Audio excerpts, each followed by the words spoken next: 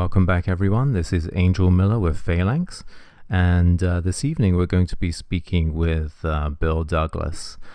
He, along with his wife Angela Wong Douglas, is one of the co-founders of the World Tai Chi and QiGong Day, which many of you may have seen.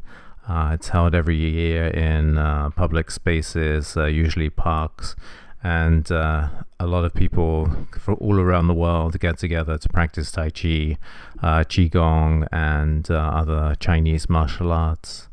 And it's held everywhere from New York City to Tehran, so it's quite a big event. Bill Douglas and Angela Wong Douglas are also the authors of The Complete Idiot's Guide to Tai Chi and QiGong, and they have also both been inducted into the World Internal Arts Hall of Fame. It has to be said that the quality of the recording is maybe not what I would have hoped for. There's a little background noise, but I think it's still listenable, and I also think it's well worth listening to. So with that said, let's begin. Bill Douglas, thank you for joining us. My pleasure. Thank you. Thanks very much. It's great to speak to you. And perhaps you can just give your background. You've been involved in Tai Chi and QiGong at a pretty high level for a long time, but maybe you just want to give an overview of your career in that path. Yeah. Well, I never intended to teach Tai Chi. I grew up in western Kansas, a small farming town in western Kansas. And when I went to college at the local university in western Kansas, I met my wife, and she was Angela Wong at the time, and she was from Hong Kong. And we got married while we were in school, and then she was about a year ahead of me. And so after she graduated, she came home from class one day, and she said, she said, I've got to get out of here. She said, I have to go somewhere where I can eat real Chinese food. She said, I want to move to Los Angeles. And so we packed up the car and moved. I was ready to go. Oh, wow. And so when I got out there, I love Southern California, but I wasn't used to 16-lane freeways and rush hour traffic. Wow, no. Stress was unbearable for me. And somebody told me that Tai Chi was good for stress, and so I found a Tai Chi class at a local community college. And when I told my wife I was going to take Tai Chi, she said, "Oh yeah, I used to do Tai Chi when I was a little girl with my mom. My mom did Tai Chi." And so I enrolled. We both were enrolled in the class together, and that's how we got started. And so I was just doing Tai Chi and QiGong for stress. Yeah. Part of it was urban stress, but then also my father was he was a combat veteran from World War II. And oh, wow. He suffered from post-traumatic stress disorder. Yeah.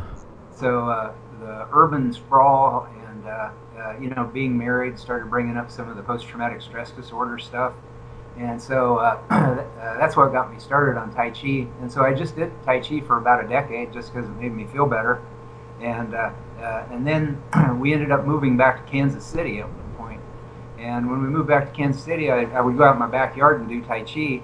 And one day, one of the neighbors came by and saw me doing Tai Chi and said, "What are you doing?" And I told them. And they asked me if I would teach them, and so I started teaching private classes at my house.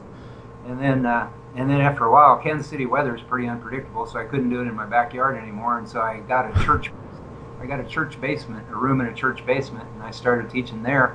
And then those classes started getting bigger.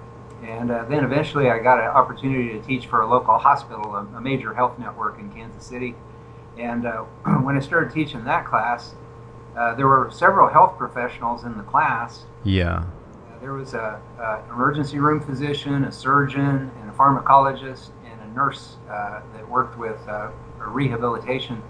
And they were stunned by the benefits that they got from the Tai Chi and QiGong program that I was teaching.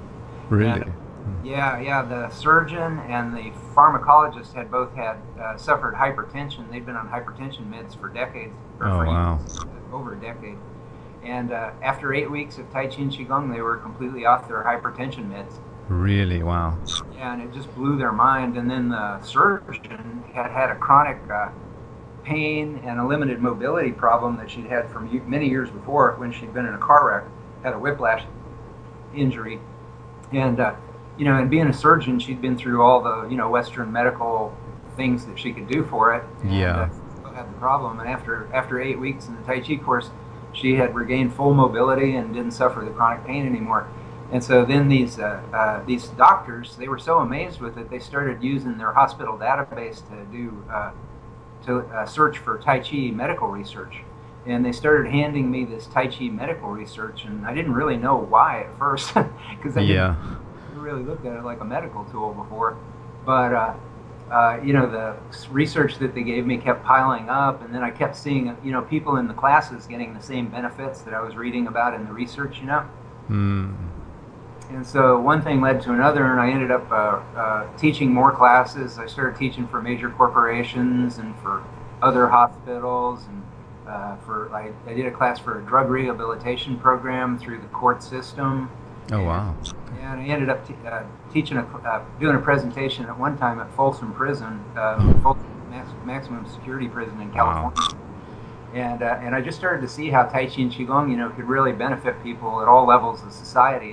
And I started teaching for major corporations, and corporate executives and people in corporations were getting really great benefits from it. And I started writing articles about it. And then a publisher, I think it was Macmillan Publishing in New York at the time, they had become aware of some of my writing, and they were considering doing a complete idiot's guide to Tai Chi and Qigong. And they contacted me, and I said, yeah, I'd love to do it. And so I took everything that I'd been teaching in my classes and the medical research, and put together the first edition of the book. Yeah. And it just came out in fourth edition about a year or two ago, and it's been over the years it's been a bestseller in the Tai Chi genre. And then me and my wife eventually started an event called World Tai Chi Day, which expanded into World Tai Chi and QiGong Day. Yeah. And that was it just kind of captured the world's attention, and people started celebrating it every year all over the world, and it's in over 80 countries now. And because of all the global health education work, my wife and I were inducted in 2009. My wife and I were inducted into the Internal Arts Hall of Fame in New York. Oh, really? Wow.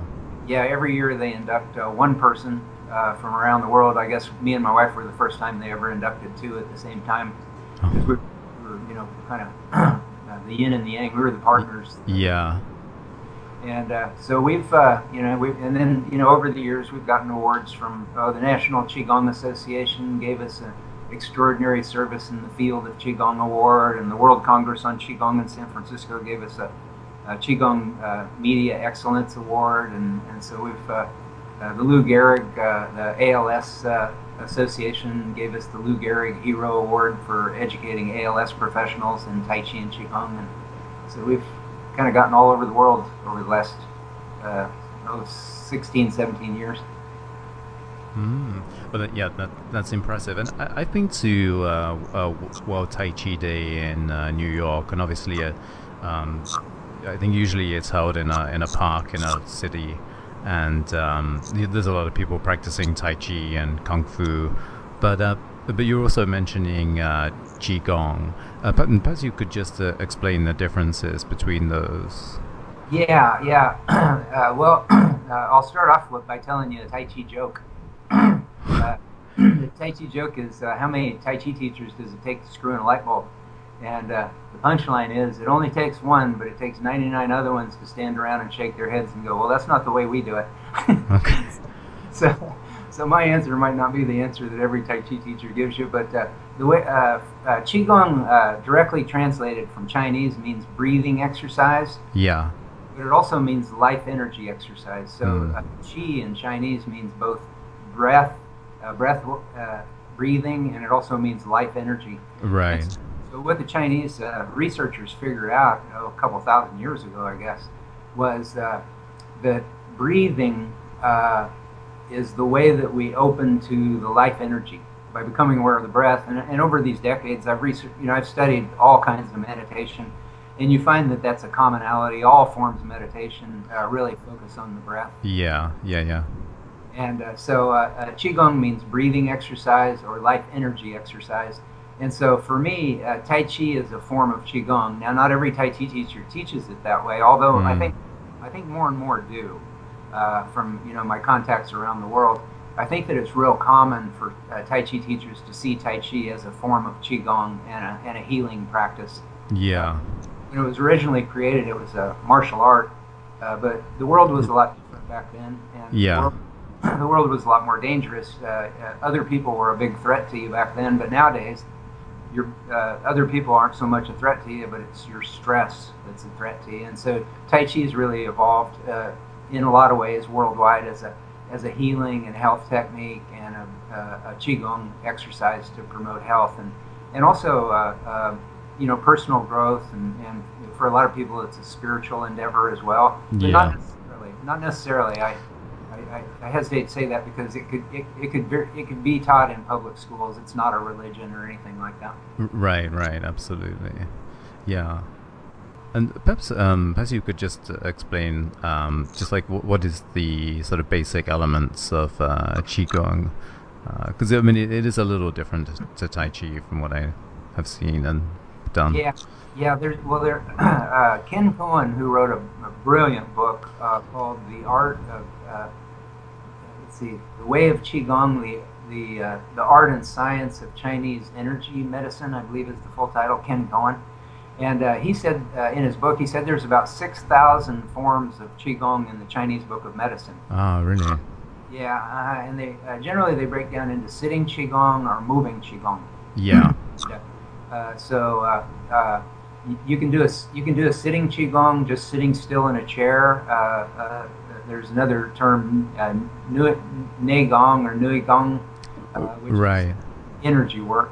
And so you can do that just sitting still in a chair. It's a consciousness exercise that incorporates the breathing with visualization of energy. And but then there's also moving Qigong exercises that you can do, where you're always moving your body very gently in a very relaxed way, and you connect your motions with your breathing, and with visualizations of letting go. When you let go, you allow space for the Qi, or the life energy, to expand through you. And so those, the breathing, the visualization, and the gentle motions are common to all moving Qigong exercises. And so that's how Tai Chi can become a form of moving Qigong over time. Right. You tend to see the benefits more quickly with Qigong because it's simpler. But if you stick with Tai Chi can be a very, very high form of Qigong as well, because once you get used to the movements, my teacher always said, first you learn the movements, and then you start learning how to do Tai Chi. Right. And that was disappointing when I heard that, because I'd put so much work into just learning the movements. Yeah, of course. Yeah. And I think the Qigong that I'm most familiar with is 8 pieces of brocade. Yes. Do you have any comments on that? I think that seems to be a pretty standard. Yeah, I think that I think some of the elements of the 8 pieces of brocade are things that we do in my classes. Yeah. But I never learned the 8 pieces of brocade formally Okay. myself, so I'm not really an expert on it. But I've had plenty of students that have really gotten great benefits from it, and I think a lot of us that teach Tai Chi and Qigong may incorporate some of those concepts and aspects into what we do, even though it may not be specifically the 8 pieces of brocade. Yeah, I'm sure. Yeah. And who? I mean, I assume you would feel that everybody should take it up, but who in particular do you feel can benefit from, say, Tai Chi or Qigong? Yeah, well, I'll answer the second part first and the first part last. Okay. As far as specifically who should, anybody who's dealing with any kind of chronic health condition Yeah. would benefit from it. Currently I teach for the University of Kansas Hospital Turning Point Center for Hope and Healing, and we have classes specifically for people dealing with heart disease, and we have another class for people dealing with MS and Parkinson's, and we have a chronic pain class and presentation that we do for the Spine Center and Chronic Pain Center in the hospital, and then we have classes that are kind of general classes, and we get people dealing with, cancer or fibromyalgia or any number. And so basically, the research, the Qigong Institute in California has done a lot of great research on this, and they found that basically any health issue that you're dealing with is going to be really benefited by Qigong practice. Yeah. And so anybody dealing with any health condition, and that includes mental and emotional issues, depression, anxiety, all those kind of things. Hmm. Now, the other part of your question was, when you said everybody, and that's really the essence of it. We One of the reasons that we're really aggressively promoting Tai Chi and Qigong, and also other mind-body practices as well, other kinds of meditation. We see them all. We see yoga, and me and my wife, we see yoga and Tai Chi and Qigong and all these mind-body practices as a sisterhood. We don't really see them as competing things. Or Yeah. sometimes people ask me, "Oh, should I do Tai Chi or yoga?" And I always say both. Yeah. I do encourage people to make Tai Chi and Qigong their foundation. Hmm. Daily practice, but to also explore all kinds of things. And the reason that we promote these things worldwide, ultimately what we're hoping to see is to get them into public education worldwide.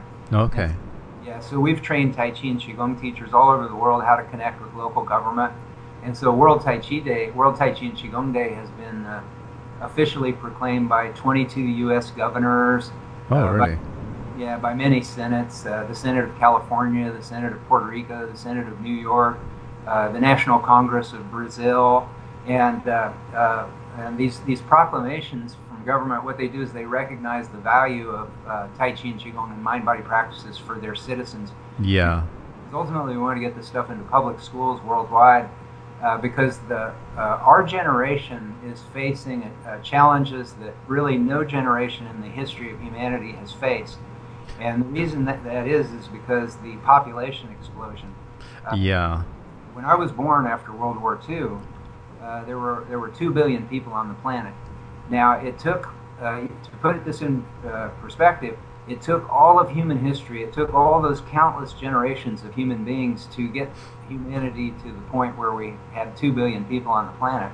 Yeah. Well, just in my lifetime, just in our lifetime, if you're as old as me, the population of the planet is nearly quadrupled. We're on our way to 8 billion people. Yeah.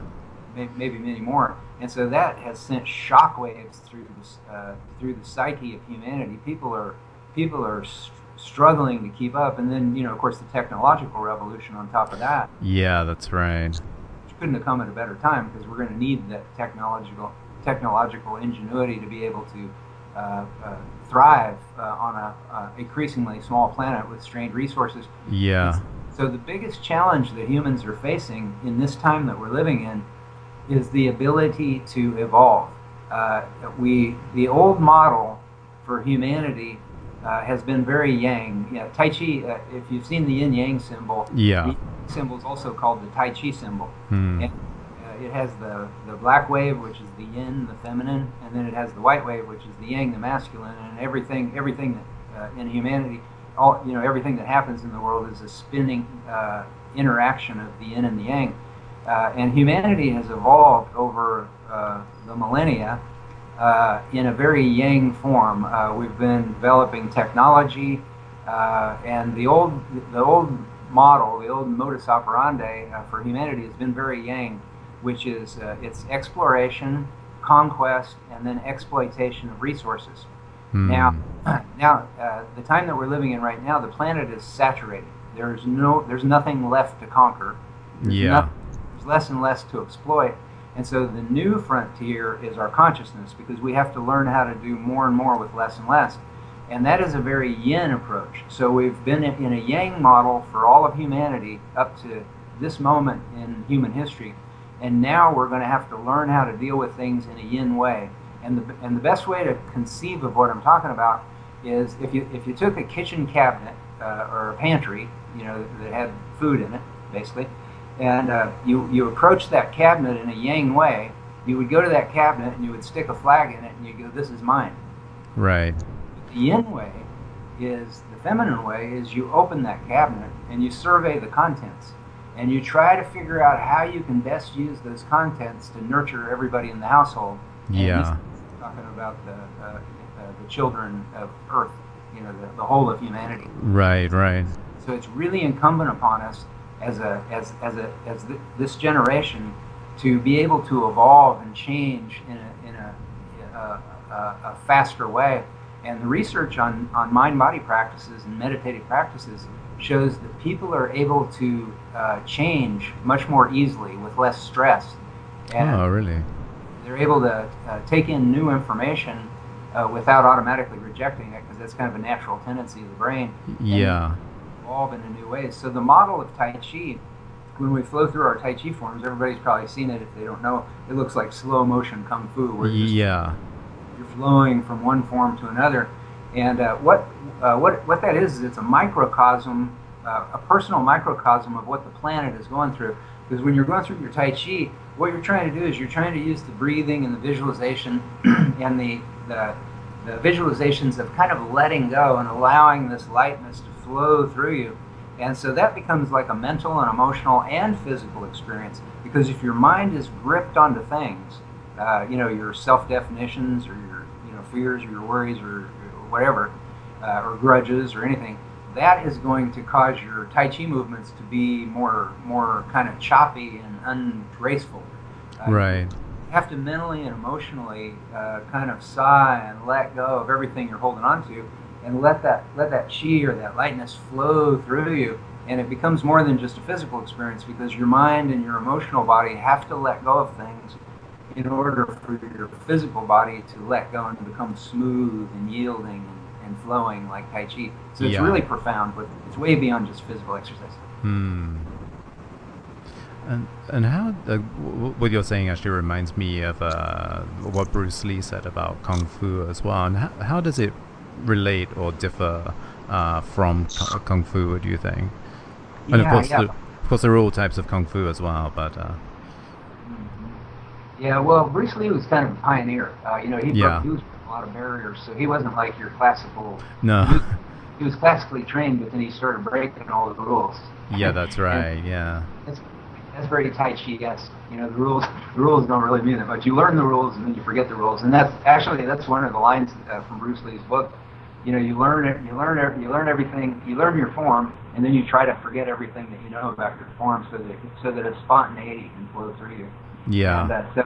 And Bruce Lee was very Tai Chi-esque in the way that he saw these things. And another line from his book, I just happened to catch that movie about Bruce Lee just a few nights ago, and so all this stuff's fresh in my mind. It's interesting you mentioned it.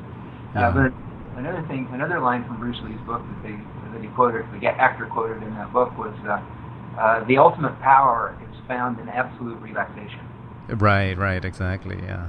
Yeah, so it's Bruce Lee really, he was a real visionary, and and of course he also was he took a lot of flack because he taught Kung Fu to all races, white people, black people, whatever. Right, and that was controversial back then. I mean, I don't think it is now, but back then certainly it was. Yeah. And perhaps you could just speak about a little bit more about the sort of internal mechanics of Tai Chi or Qigong, because Hinduism, which has the chakra system, which are these sort of internal energy points. I know Tai Chi and Qigong also has its own sort of internal energy structure, and focusing on the dantian in particular. The yogic chakras and the Tai Chi energy centers are very synonymous. They're very much the same. The dantian is the core of your physical movement. It's probably about, maybe. For everybody, it's a little different depending on how big you are, but it's about 4 or 5 or 6 inches below your belly button, and a little bit inside the body. And so the dantian is where we move from, and the dantian is where all great athletes move from. I tell people in my classes when they first start, all great athletes move from the dantian. If they didn't move from the dantian, they wouldn't be a great athlete. But for some reason, they were able to do it naturally. The rest of us have to practice. Yeah. So Tai Chi helps us learn how to move from the dantian. And now Tai Chi and QiGong are really part of traditional Chinese medicine. There's 3 prongs of traditional Chinese medicine. There's herbology, and for Chinese people, everything. Well, I can't say Chinese people, because in the modern day, the old ways are being lost. Yeah, yeah. But my mother-in-law, my wife's mother, Shumo Wang, from Hong Kong, she was very in tune with a lot of traditional Chinese medicine practices, and so every, Mm. every dish that she cooked, every herb or every ingredient that went into every dish had a purpose for your health.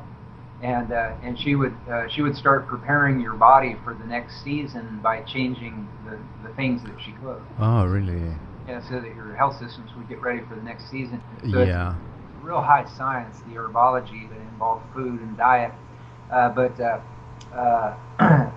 and then the other, of course, best known traditional Chinese medical prong is acupuncture, and then Tai Chi and QiGong are the third prong of traditional Chinese medicine. And what they're all designed to do is to establish a free flow of qi or life energy through the body. Yeah. Help it get unblocked when it gets blocked. Mm. That's what acupuncturists do. When they put a needle in, they're stimulating the flow of energy through the meridians. And and herbalists, that's what they're doing. They're giving you food or herbs that are going to help calm and establish the flow of energy through the body. And that's what Tai Chi and QiGong are designed to do. So you move from the Dantian, and that has a huge impact on your balance and your coordination. But it also changes, your whole physical structure. You have a vertical axis where all of your energy centers are aligned, and it really dramatically increases the power of your actions, but it makes them more and more effortless, which is really counterintuitive for most Westerners and really for most modern people. Yeah. Because we're taught to think that any action that has value or power has to be force and strain and effort. Yeah. But Tai Chi and QiGong, what you start to realize as you play with it, is you start to realize that just what Bruce Lee said, the greatest power is found in absolute effortlessness. And so you start to teach your body how to move in these ways so that this qi or life energy can expand through your body.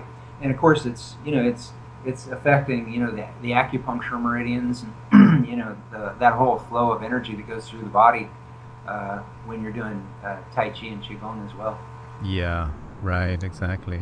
And do you have any thoughts about moving the energy outside the body, for example, with breaking slabs of concrete or other kinds of things? Yeah, I haven't really trained in that, so I'm not an expert in it. I've seen enough things in my life to know that I don't know very much. I mean, I've seen some really amazing things, through these decades of being exposed to Tai Chi and QiGong and other events in my life as well. Yeah. So I don't discount the possibility of those things. One thing that we do in our classes a little bit is we play it external Qigong. Okay. And, yeah, external Qigong. Anybody who's done Reiki or in hospitals, sometimes nurses learn how to do therapeutic touch. And what it is they're letting their life energy flow, or the life energy flow through their body and out through their hands. Right. Yeah. Patients.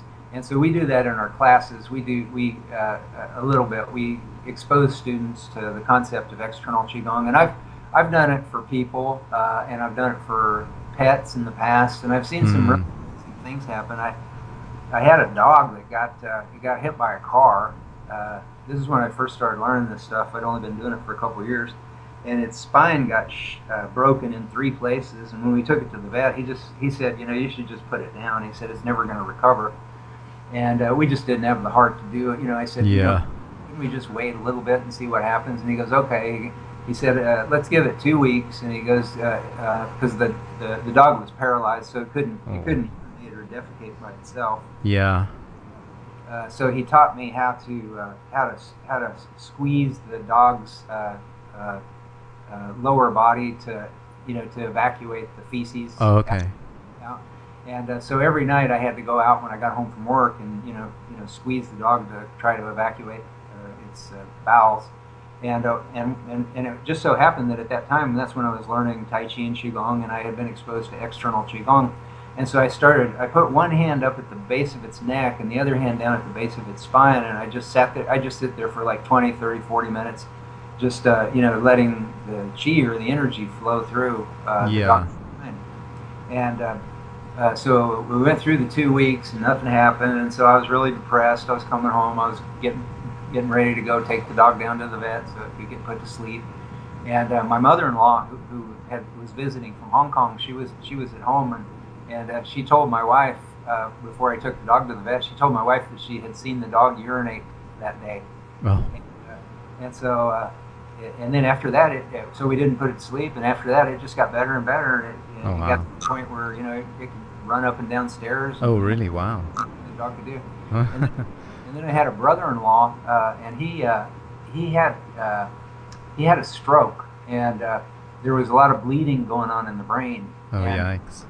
Yeah, and the biggest problem with that is what do they call that? It's the pressure on the brain. That's edema. Okay. Yeah, edema is the biggest problem, and I've seen some research on how therapeutic touch can help with edema. Help reduce swelling. Yeah. And so anyway, when I found out that had happened, we just dropped everything, went down to the hospital in Western Kansas, and I just went in the hospital room and I spent several hours in there. They had him like in an induced coma. Hmm. And so I just went in there and I just put my hands, on both sides of his head, not touching it, but off a few inches. Yeah. And I started doing the energy work, and what I noticed when I was doing it was I felt this roiling on my hands. It was as if the air was boiling. It wasn't like boiling heat, although I could feel warmth. Yeah. But it was like an airy disturbance. I could feel it on my fingers and on the palms of my hands. It was really intense. And so I just spent, a couple hours or more, in the hospital room doing that. And over time, that roiling started to dissipate. And then I just kind of felt that kind of lightness of Qi, And next morning he was up and talking, and he didn't have any brain damage or anything. So, wow, that's amazing. Who knows? Yeah. Yeah. And actually, one thing I wanted to ask you, which is a little bit off at a tangent, but your Tai Chi is all day is all over the world, and at one point, I don't know if you sent it to me or if I came across it, but we hear a lot about the Middle East and about the Arab Spring, where there was a lot of some things which were, let's say, very unpleasant happening. But one thing that surprised me was that they were a lot of, I guess, Muslim women and Muslim guys were doing Tai Chi during the Arab Spring when all this was going on, and it's just not really a sight that you would associate with that part of the world. And I was surprised by this. Do you have any thoughts about that? Yeah, I do. Now, before I get into that, there was just one other thing I wanted to mention real quick about the other thing. There was one other event that happened to me. I was teaching a Tai Chi class, and there was a young woman in the class, and she had epilepsy, and she had an epileptic seizure while we were doing the meditation. Oh, wow! And she just fell out of her chair, and her mom, got down on her knees, and she was next to her, and I didn't really know what to do. I asked her if she wanted something so that she could bite on it, because I heard, I've heard that sometimes they can bite their tongue or something. Right. Her mom said, no. She said, just let me wait, And so I was sitting there. I didn't know what to do, and I just thought, maybe I should try to do some Qigong on her because she was in a pretty serious epileptic seizure. Yeah. And so I did just what I did for my brother-in-law. I just put my hands on both sides of her head, not touching her head, but just, and then just kind of letting go and letting the energy, pass through the hands, into her head. And her seizures started stopping immediately. Oh, really? Yeah. My mind. Now, her mom didn't connect it because her mom was so busy with her that she didn't notice what I was doing. Yeah. But it really amazed me because it like happened like instantly. Really? Her seizure started. So anyway, now back to your larger point of the world, which to me is a really important thing, because the way I see the benefits that people get from these microcosmic experiences of the energy expanding through is also translated into a global experience as well, because we're all microcosms of the macrocosm, which is planet. Yeah. And the socio-political world out there. And World Tai Chi and QiGong Day has been a really breathtakingly beautiful experience on a lot of levels, because every year, we get video and photos from these different events. And so, I'll be sitting there at my computer, on World Tai Chi Day and the day after, and I'll see these videos of, hundreds of people in Jerusalem, Israel, celebrating World Tai Chi and QiGong Day, going through their forms and flowing that Qi. And then I'll get a video from Tehran, Iran. There's thousands of people in Tehran, Iran, doing Tai Chi and QiGong. Yeah. And the thing that I've written about over the years, and we actually created an opening statement which kind of gets into this, but that is that when you play at Tai Chi and QiGong, I was a couple of years ago, I was in Hong Kong, and I got a chance to go to the Hong Kong Polytechnic University, where they've done some Tai Chi research in their research laboratories. They actually had a section that they'd used for Tai Chi research, and so they'd brought in Chinese masters, and done studies. And while we were there, I got an opportunity to talk and kind of get a tour from Professor William Tsang, who was in charge of that research. And before we took the tour, we were having dim sum in the faculty cafeteria, and I was telling him that I had created a short form of Tai Chi originally for people with Parkinson's, but now I teach it for everybody. Yeah.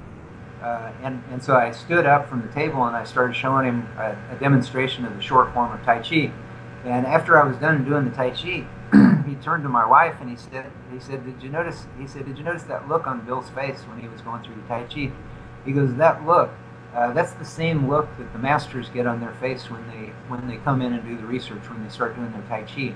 Because that yin state where you let go of control and you start to flow, you start to go into that that right brain experience where you're kind of a passenger or a witness to things flowing through you, but you don't hold them and you don't control them, and it changes the musculature of your face, and you have this look on your face, and so to see these faces in Israel and Egypt and Iran on the same day, and they all have that same look on their face, and they're all feeling exactly the same things.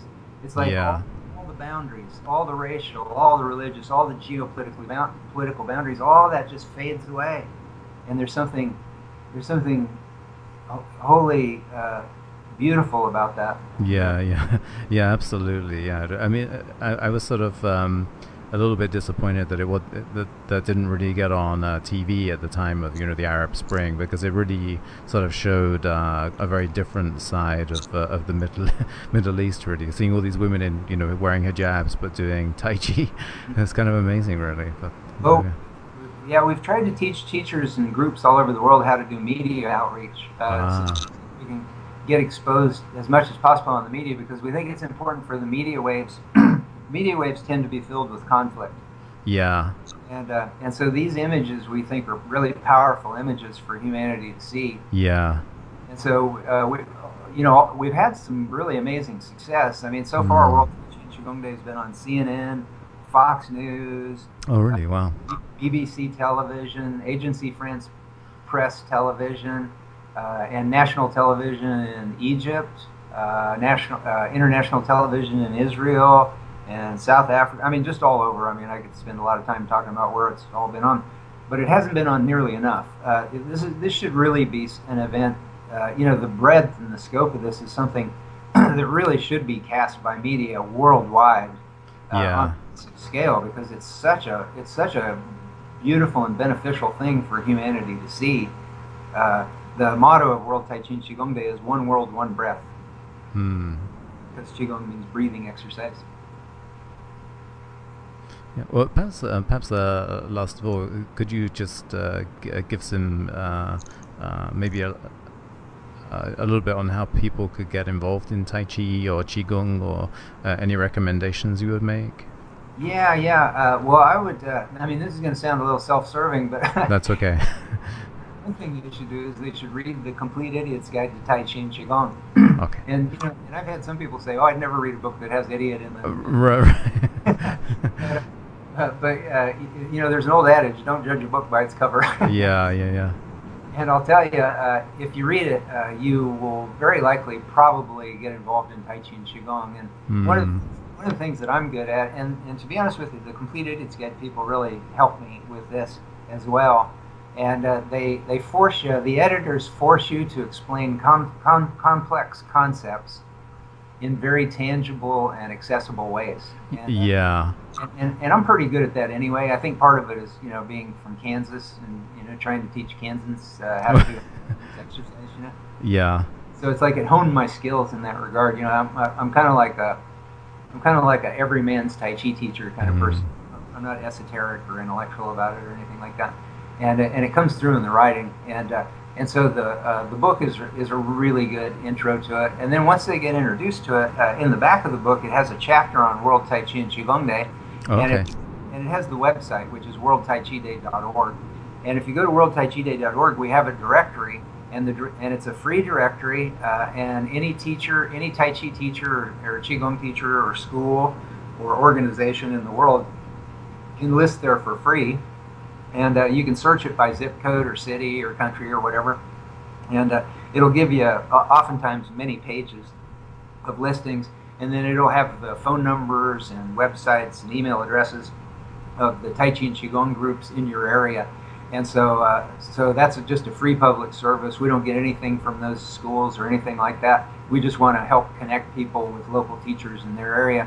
Because we think the planet is in dire need of spreading this stuff as rapidly as possible. Yeah. Okay, well, that's great. Thanks very much. But perhaps you can just remind people where they can find more about you. I mean, you just mentioned your book and your website, but anything else? If they go to worldtaichiday.org, there's like a founders. They can click on a founders link and read more about me and my wife and our story. But also my personal website for my personal Tai Chi practice is smarttaichi.com. Okay, great. Okay, excellent. Thanks very much. Yeah, my pleasure. It's been great speaking with you.